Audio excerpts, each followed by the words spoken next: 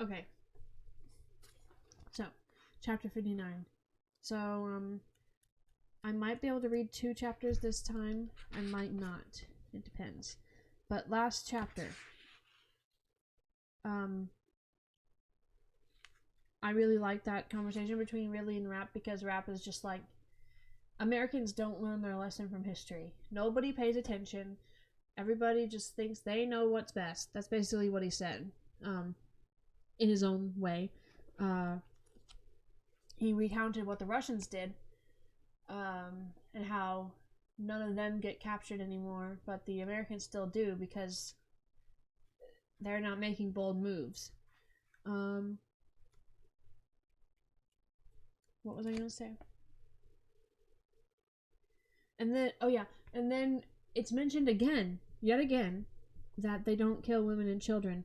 So, is somebody going to make a mistake and kill a woman or a child? Please don't. I will be upset if you do. Okay, so chapter 59.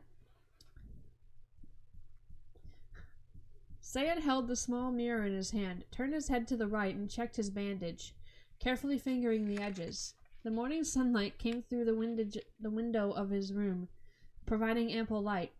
There was no hope of reattaching the jagged chunk of cartilage and skin. At least that's what the doctor had told him, although Sayed suspected that the man was not well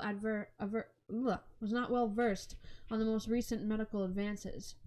When all of this was over, which he hoped would be very soon, he would have to go to Paris and see if there was a plastic surgeon who could do something about the nub that was now his ear. Oh, I love it. Stan is giving you more trouble than not, Sayed. Release him, please. For your own safety, actually. Growing his hair out would help, but Sayed did not want to live the rest of his years with such a permanent reminder of his time spent with Bill Sherman. That was still the only name he had to go on. The other man, Mr. Richards, had told them he did not know his boss's real name. Richards! I never doubted you!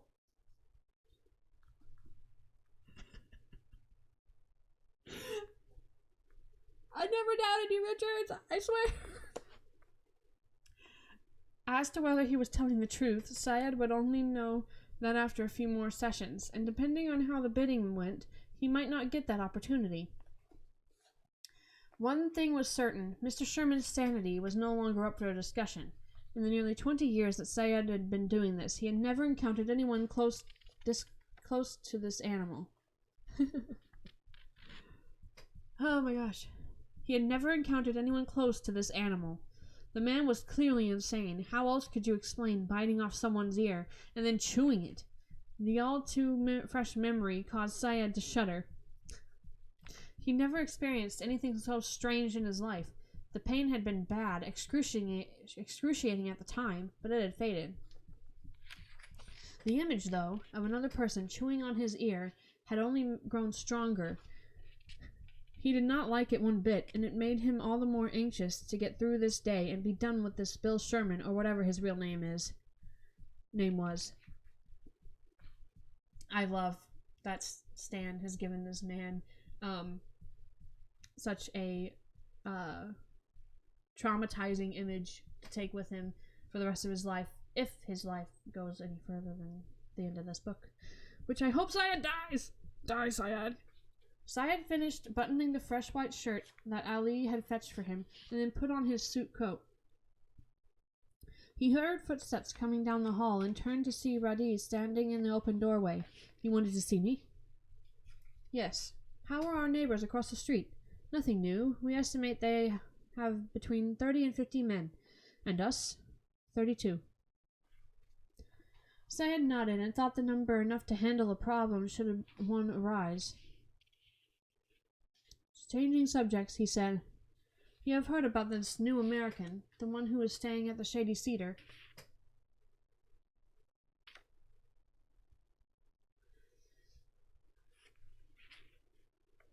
Radhi nodded. "2 of my men have been following him this morning." He held up a two-way radio. "They've sent me regular updates. They say the man is a fool."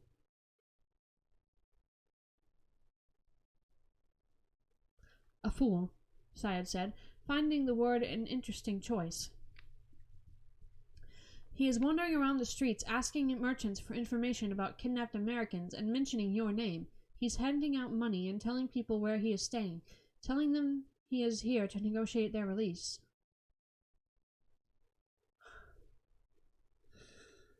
Oh my gosh, that does sound... When it's said from the enemy's perspective, it does look like Mitch is acting really, really foolish. But this is why I love this book, man. Like, you hear it from Mitch's perspective, and it's just like, oh, okay, yeah. I'll go talk to Syed. And then Syed is just like, oh my gosh, this is so good. Syed was not surprised that his name was being mentioned.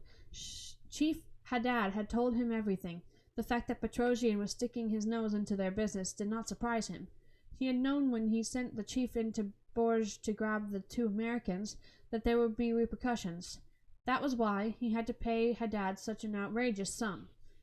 How much did you pay him? I don't remember. Syed could tell something was bothering Radi, so he asked, "What is wrong?"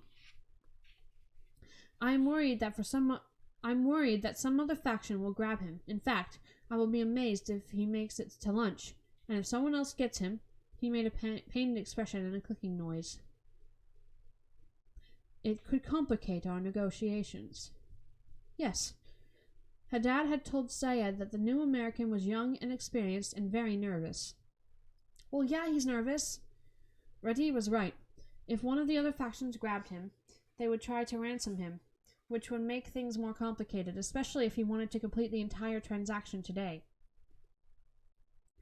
There was another angle that he had just considered, but could not share with the others. If the Americans were serious about bidding, they were likely to drive the price far beyond what he was hoping to get. In the end, it was unlikely that Mugnia and Badreddin would agree to hand them back to the U.S. government, but it was worth a try. The smart thing to do was to take this new variable out of play and see what the Americans were willing to offer. Why don't you pick him up? But be very careful. You know how sneaky the Americans can be. Take him someplace first and strip him down. Make sure he isn't carrying any tracking devices. Then bring him here and show him the rabid dog in the basement. Find out how serious they are about making an offer. You are not seriously considering handing them back to the Americans. Maybe not, but Syed was at a minimum willing to consider his options. America was a very wealthy country. Maybe they can make up all of their lost funds and then some. Maybe. Ridley, get on that. Get some more money behind him. Oh my gosh, please. Syed could put himself back on the road to a life of opulence. Knowing how unhinged Radi was about the American, Syed knew he would have to keep these thoughts to himself. No, I am not. But I would like to see if the American can help drive the price up a bit. Radi stared at him for a moment and said, "You should let me kill him. Remove all temptation." Can I trust Radi with these prisoners today? Was the question Syed asked himself yet again. It would be nice if he could convince Mugnia to come keep an eye on things, but he wanted to be part of the negotiations at the airport. Syed understood his colleague's anger, but he could not understand his persistence. The man simply did not understand what was at stake here today. He supposed a great deal of it was due to his youth. He could crawl back to Sabra and Shatila and rely on his black market trades and the payoffs he received from all the impoverished refugees. He had many years ahead of him and many opportunities to rebuild his wealth, and he did not have to answer to Damascus for missing funds. Still, none of these points would matter to him. His judgment was clouded by his hatred. Normally, he would chastise Radi or humiliate him, but not this time. They just needed to get through today, and then things would return to normal. Yeah, okay. There's 18 more books, Syed. I don't think it's going to return to normal. I hope you die, though. He decided on a more mature approach. Not wanting to argue with him, he said, I understand your anger, but you're better than this Abu. Radiz shook his head. I don't think so. My heart is filled with nothing but hatred for this man. I will not sleep until I have killed him. And that is understandable. No, it's not. But you must take comfort in the fact that he will die 1,000 deaths at the hands of whoever buys him today. He will experience more pain than we can even begin to imagine. None of that matters to me. I must kill him with my own hand.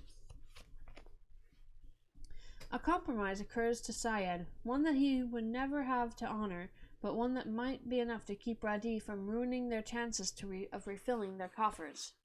I promise you, Abu, that whoever buys him today, I will make the transaction contingent on the other party agreeing that when they are done with Mr. Sherman, you will be given the honor of killing him. Oh, please. Syed watched the Palestinian turn this idea over in his hate-filled mind. He could see that he was not quite convinced, so he said, and I will allow you to spend some time with him today so he can be taught a proper lesson before he leaves. A thin smile creased Radi's lips, and he said, I would like that very much. Good, Syed said, placing a hand on his shoulder.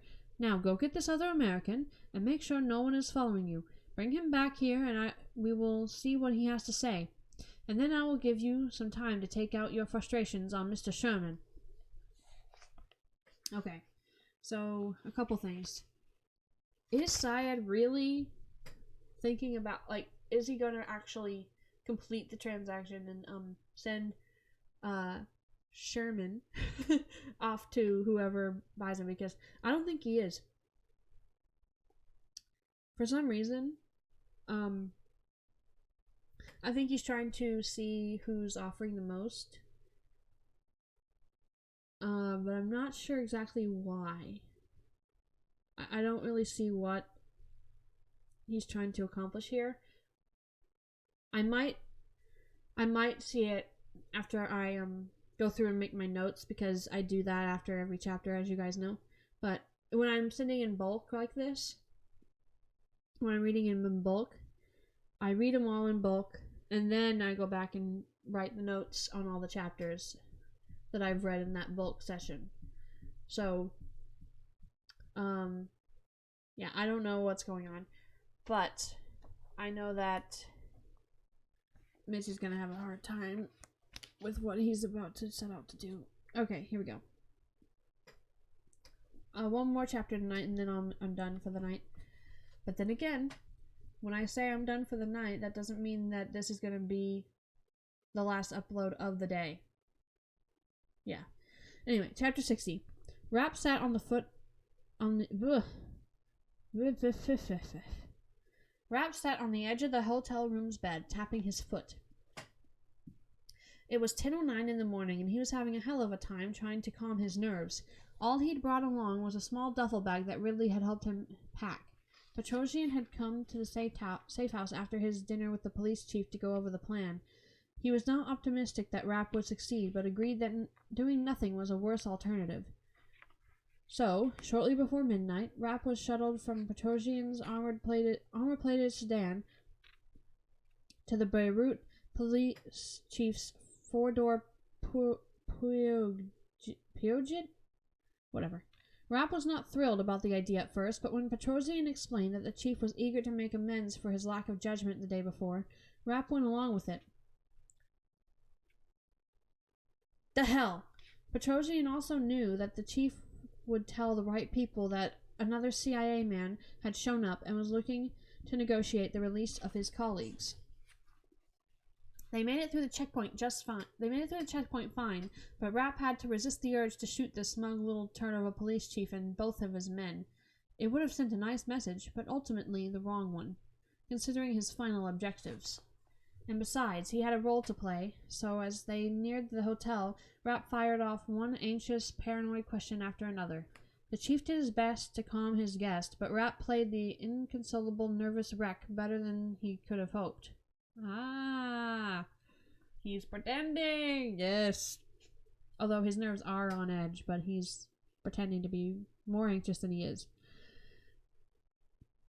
They reached the Shady Cedar Hotel at 20 minutes past midnight. Ridley had handpicked the hotel because it was smack dab in the middle of Indian country. All three men escorted Rapp into the lobby. The chief asked to have a private word with the manager, and the two men disappeared behind the closed door of the small office behind the reception desk. The other two policemen stood chain-smoking by the door, while Rapp stood at the front desk and did his best to look nervous as hell, which was no easy thing considering the fact he really wanted to kick down the door and pistol whip the double-dealing police chief. I just thought of something. So he's helping Rapp get into the city. He's helping Rapp get to this hotel. But Rapp was captured by people who were dressed the same way and did the same thing as the ones who captured Hurley. So, is this man about to flip-flop again and go back to the dark side? Dude, make up your freaking mind. He just goes where the money is, doesn't he? Oh my god. Okay, whatever. After 5 minutes, Chief Haddad appeared, stroking his mustache and assuring Rapp that everything was taken care of. Little kiss-ass hotel manager joined in, telling Rapp that all would be fine. Rapp got the distinct impression that all would not be fine, and that both of these men would look to make money by turning him into Islamic Jihad. That's where my brain was going. I just said it terribly, I just said it more terribly. I couldn't put it into words. Oh my god. But that was the point of the whole crazy exercise. So Rapp anxiously shuffled his feet and kept rubbing his neck as if he was a wreck. Pointing toward the door, Rapp asked, "Can't one of your men stay the night?" "I'm afraid that is not possible. Besides, you will be safe here." Rapp acted even more worried, but truth be told, he didn't have a worry in the world. He could sleep in peace, and then in the morning he could begin to ask around for information. The idea that the chief wouldn't tell the very people who had asked him to grab Hurley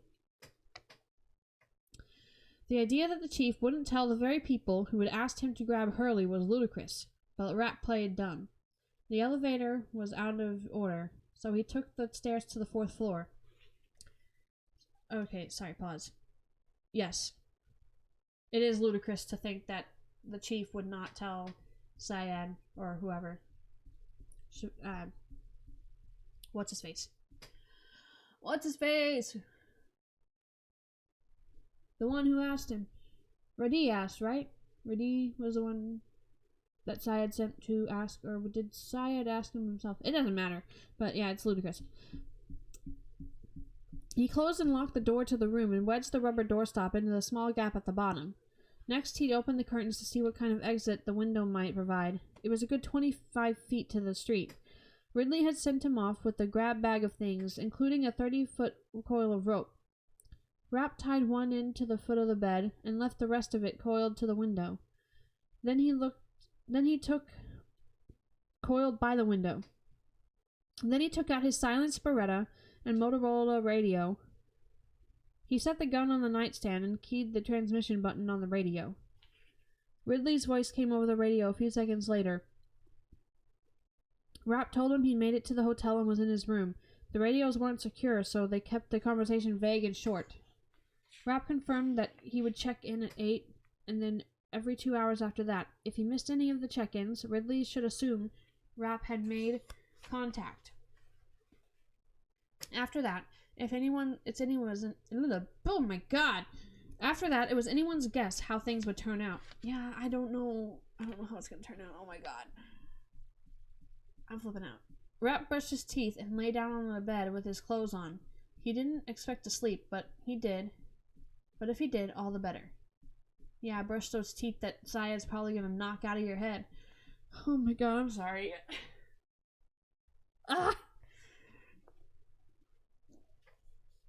He lay there in the dark with his eyes closed, going over all of his options. In his mind's eye, he could see how things were going to proceed, and if he had any chance at all of making it back alive, he would have to stay calm and seize the opportunity if and when it presented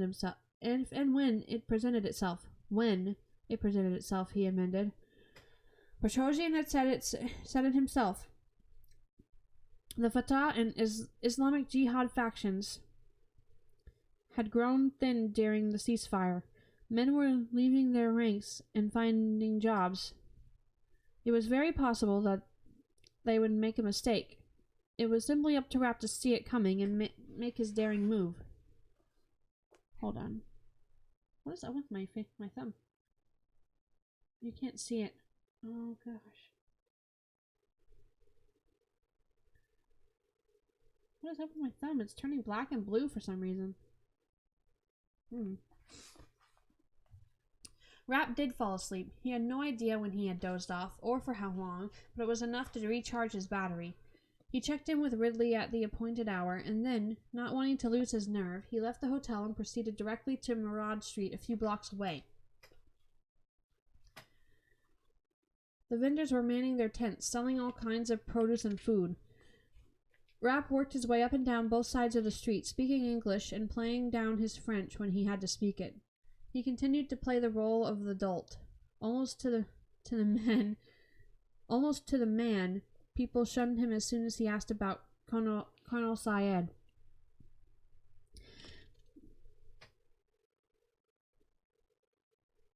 What does that mean? Almost to a man.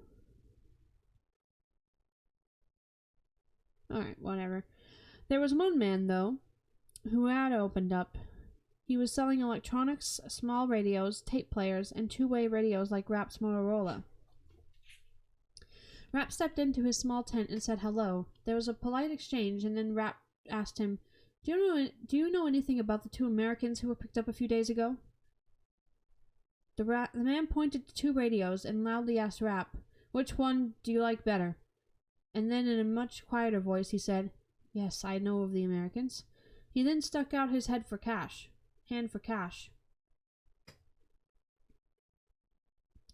Rapp peeled off 7 $100 bills. The man pocketed the bills and picked up a small alarm clock radio.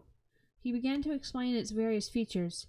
In between lauding the various components, he lowered his voice and said, There's a rumor that the Americans are being held in the basement of an old building on the west side of Martyr Square. Before Rapp could ask another question, the man was stuffing the alarm clock in a bag and sending him off. That was when Rapp noticed the 2 guys with stern faces and distinctive bulges under their jackets. He went straight back to the hotel. He wanted to pass on this nugget of information before he was picked up. Yes, good. Yes, tell them where you... Yes. Oh my god. I'm sorry. And he reached the street that the hotel was on. As he reached the street the hotel was on, he turned left, which was the wrong way. He took 2 steps, and then acting as if he'd just realized his mistake, he turned left again and saw the 2 men halfway down the block just standing there staring at him. Rapp kept moving so as not to let them know that he was onto them. It was not lost on him that the 2 men following him had made no effort to conceal their interest. He's acting super dumb and inexperienced so that... Oh my gosh. Okay. So that they will let their guard down. I get it now. Okay. Rapp hustled up the next block, and when he entered the hotel he noticed a new manager behind the desk, who gave him a very unpleasant look. Rapp supposed the man thought someone might blow up the hotel just because of his presence. A new manager. Oh, yeah, because in the prelude it said that there was a new manager, that Rapp noticed the new manager, or whatever. Okay. I'm sorry. Where was I? Rapp supposed the man thought someone might blow up the hotel just because of his presence. As he climbed the stairs to the 4th floor, he realized he could hardly blame the guy. He was like some saloon keeper in one of those old Western movies where the troublemakers were all gunning for the new sheriff.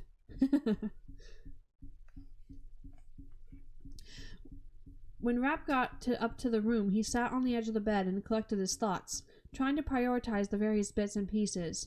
The vendor was the only real highlight, and even that might be worthless. Was it a wild rumor, or was it fact? Rapp knew that unless he had a chance to talk to the man, he would never be able to figure it out. The two men trailing him had him worried. Were they on their way up to his room right now, preparing to kick his door down and drag him off? Rapp thumbed the transmit button and said,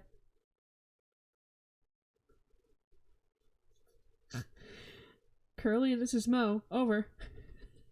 Oh my god, the Three Stooges monikers was Ridley's idea.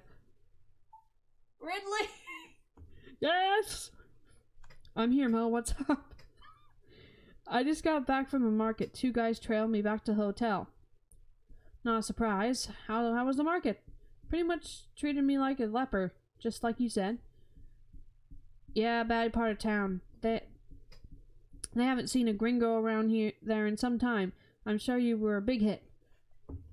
"I did pick up one piece of information." Rapp paused, trying to figure out the best way to pass it along without giving too much away on an open channel. "Remember last night when our Armenian friend talked to us about the manpower issue?" There was a slight delay, and then... "Yep, I remember." "He referenced a local standoff, a land grab, kind of a standoff at the OK Corral." "I'm with you. There was one vendor, cagey fellow, told me one side of the corral, the guys are keeping some things in the basement. I think I copy. Can you give me more on the source?" "He sold electronics, boomboxes, small radios, clocks, that kind of stuff." Ridley asked for a description of the man and his stall, and Rapp gave it to him. Then Ridley said, "I'll pass this on to the American and see what he's heard. Anything else?" "No," Rapp said as he crossed over to the window and pulled back the curtain. The two men who had followed him had taken up positions directly across the street. "Those guys I mentioned have decided to camp out in front of the hotel." "Not a surprise. You sure you still want to do this?" Rapp had just been asking himself the same question, but like his high school lacrosse coach used to say, "You can't score unless you shoot." "I'm fine," Rapp said into the small radio.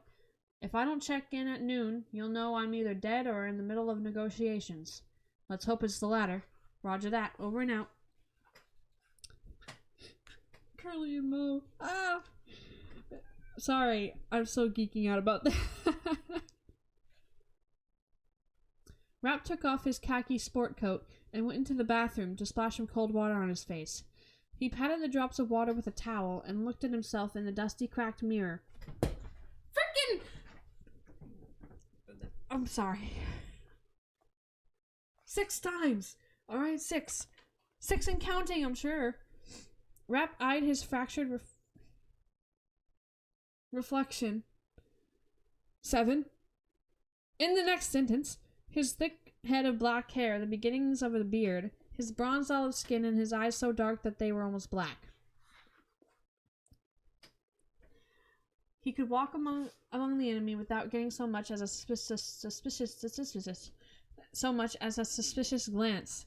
But that would all change if he didn't do something. Very carefully he patted his hair, and then, using his index finger, he probed a little deeper. He could barely feel the small section of metal. Ridley had taken a flexible 14-inch saw blade and cut it down to a neat little 3-inch piece, 1/8 of an inch thick and only a 1/2 inch wide. The black metal section was then threaded into his dark head of black hair. "What?" Rapp played Ridley's words over again in his head. "We know from debriefings that these things follow a certain pattern. It usually starts with a whack across the back of the head, but not always." "Oh.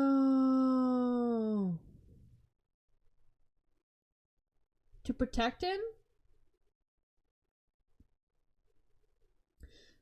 "Okay, then you're tossed in either the back seat or the trunk, taken somewhere and stripped naked, and then moved 1 or 2 more times. There's a good chance you'll never be in the same building as them. Then again, they might be 2 doors down, and you'll never know they're there unless you get free." Rapp stared at his reflection. 8 times! And questioned his sanity. Well, I mean, does this count, though? Because this is kind of like recounting the prelude. It counts. 8 times. Are you freaking nuts? Rapp couldn't remember if he'd ever talked to himself out loud like this in the mirror. Maybe drunk, but never sober. It all flashed before him in that moment. He could slip out the back door and find his way back to the other side of town. Like Ridley had told him last night, if you get cold feet, no one will judge you. Except for himself, of course. Rapp did not want to live the rest of his life that way. This wasn't like making a mistake in the heat of battle. This would be making a conscious decision to run from the field of battle. And not just to run, but to desert 2 of his fellow soldiers and leave them for dead. Rapp knew himself well enough to understand that a failure of this magnitude would haunt him for the rest of his days. I would chicken out long before I got to the other side. I would chicken out when the idea popped into my head. He pushed himself away from the mirror before he lost his courage. Does that count as looking at himself in the mirror? I'm not going to count that. He checked the window again. They were still down there and had possibly been joined by another guy who was standing at the far end of the block. Rapp looked over at his gun, which was on the night table. It had been suggested that, to complete his performance, he should leave the gun in the room, but he didn't like that idea. He'd rather walk out of the hotel buck naked than leave with the gun.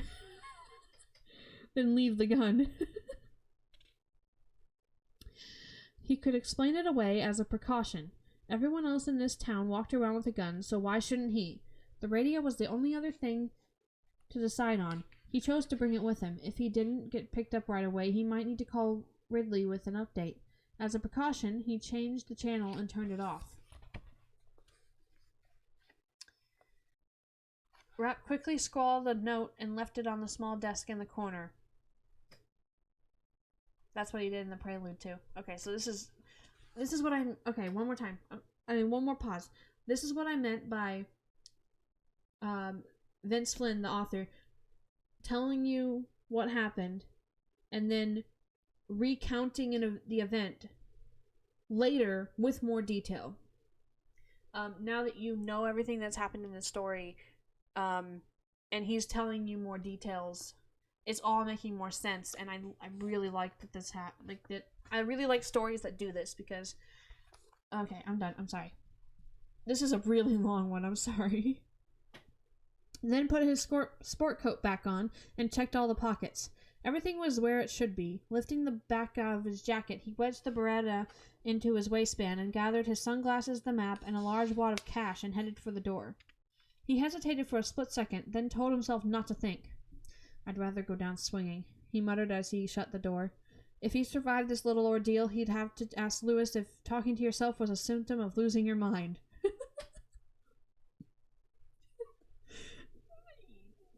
Yes and no. Rapp moved quickly down the 4 flights of stairs to the lobby.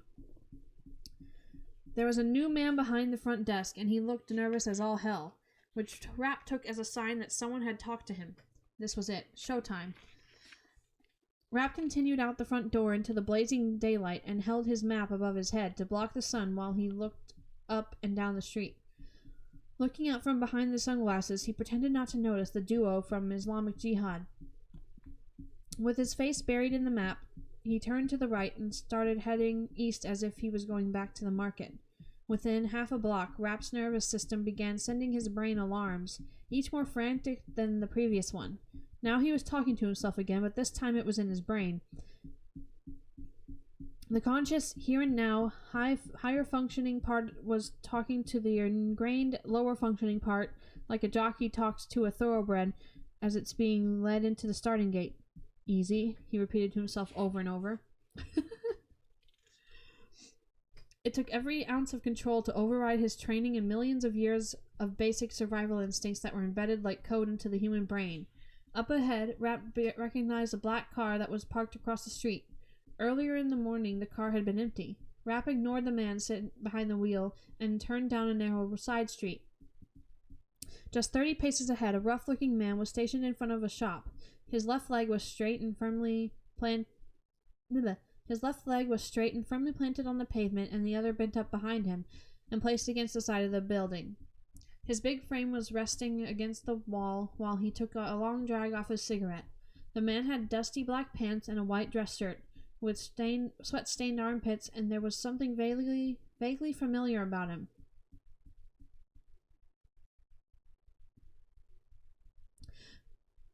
Rapp wondered if he had been in one of the photos Ridley had showed him. Okay, sorry. The street was otherwise empty. The survivors of the bloody Civil War could smell trouble, and they had wisely decided to stay indoors until the morning's sideshow was concluded. Rapp heard the men behind him, their thick shoes pounding out their progress and pace on the sidewalk. Suddenly a car engine revved, and the pace of his pursuers quickened. With every step, Rapp could feel them closing in from behind. His brain ran through options and avenues of escape, and he denied each one, willing himself to stay the course like a deranged ship's captain headed for the shoals at full speed. They were close now. Rapp could feel them. The big fellow up ahead threw his cigarette to the ground and pushed himself away from the building. He smiled at Rapp and produced a leather truncheon from his back pocket. It was at that moment Rapp realized who the man was. Who was he? Who is he, though? Tell me who he is. No? Okay. Rapp dropped the man in feigned surprise and turned to flee. The two men were exactly where he expected them to be, guns drawn, one pointed at Rapp's head and the other at his chest. The sedan skidded to a stop just to his right, the trunk and front passenger door swinging open. Rapp knew what was next. He closed his eyes and clenched his jaw as the truncheon cracked him across the back of the head. Rapp stumbled forward, his sunglasses clattering to the pavement. He fell into the arms of the two men with pistols. He let his legs go limp, and the men struggled with his weight. He felt the arms of the big man wrap around his chest and yank him upright. His 9mm Beretta was pulled from the back of his waistband, and he was dragged the short distance to the car's trunk. Rapp landed headfirst with a thud. The rest of his body was folded in on top of him, and then the trunk was slammed shut. Okay, are you going to tell me who that guy is now? Because I was wondering if you were... Yeah. If that was ever going to be told. The engine roared, and the rear tires bit through a layer of sand and dirt until they found asphalt. Rapp was thrown back as the vehicle shot away. He slowly cracked open his eyes, and as expected, found himself enveloped in darkness. His head was throbbing a bit from the blow, but not too badly. There was no fear on his face, or doubt in his mind, though. Just a smile on his lips as he thought of his childhood friend, Cal Berkeley, and his pet snake. Huh? Where did this come from? Cal's pride and joy was his pet boa constrictor, Buckeye. When they were bored during the hot summer months, they'd go over to Cal's house and watch him feed rats to Buckeye. Well, one day, Cal came home from school to find Buckeye dead with a hole in the side of his body and a bloody white rat still alive in the tank. Apparently, Buckeye had gotten lazy and swallowed the rat before it was dead. Once inside, the rat had then chewed its way out. That's horrifying. Rapp couldn't help but smile at the thought of doing the same thing to these assholes. Ah! Yes! I was so confused for a second. This was either going to be the most spectacular success of his life or the end of it. Fear and debate no longer had a place in his thoughts. There was no turning back, no more hand-wringing. This was all about deception and action. The game had started. He was descending into the belly of the beast. The only question was, would he be able to eat his way out? Yes. Yes, you are. You're going to. Obviously. Okay, so there's 61, 62, 63, 64, 65, 66. So, 6 more chapters. Sorry, I don't know why I counted them out like that. 40 minutes! 40 minutes! Okay, I'm sorry. So yeah, that was basically the prelude, but he added more stuff, he gave us more detail, he recounted it again. 9 mentions of Rapp and his reflection in the mirror. I'm gonna explode if it gets mentioned again, but I'm gonna end this now because this is a really long one. So, Thank you guys. Bye.